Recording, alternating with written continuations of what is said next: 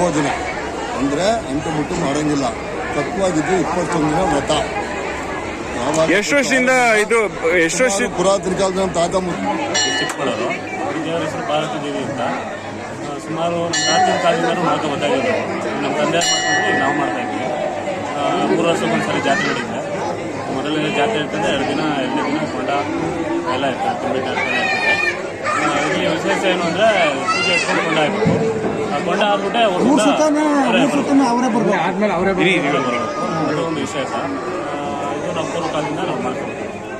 ನಾವಿವತ್ತು ಚನ್ನಪಟ್ಟಣದಲ್ಲಿದ್ದೇವೆ. ಸೊ ಚಿಕ್ಕಮಗಳೂರು ಇಲ್ಲಿ ಒಂದು ವಿಶೇಷವಾಗಿ 3 ವರ್ಷಕ್ಕೊಂದ್ಸತಿ ನಡೆಯುವಂತಹ ಜಾತ್ರಾ ಮಹೋತ್ಸವದಲ್ಲಿ ಹಲವಾರು ವಿಶೇಷ ವಿಭಿನ್ನ ವೈಶಿಷ್ಟ್ಯಗಳಿಂದ ಕೂಡಿರುವಂತಹ ಸಂಪ್ರದಾಯನ ಆಚರಣೆ ಮಾಡ್ತಿದ್ರೆ ಮತ್ತೆ ಅದನ್ನ ಉಳಿಸಿ ಬೆಳೆಸುವ ನಿಟ್ಟಿನಲ್ಲಿ ಎಲ್ಲ ಗ್ರಾಮಸ್ಥರು ಆಲ್ಮೋಸ್ಟ್ ಎಲ್ಲರೂ ಸೇರಿ ಒಗ್ಗಟ್ಟಾಗಿ ಒಂದು ಈ ದೇವತೆಯ ಆರಾಧನೆ ಮಾಡುವ ಒಂದು ವಿಶೇಷ ಸಂದರ್ಭ ಅಂತಾನೆ ಹೇಳ್ಬೋದು.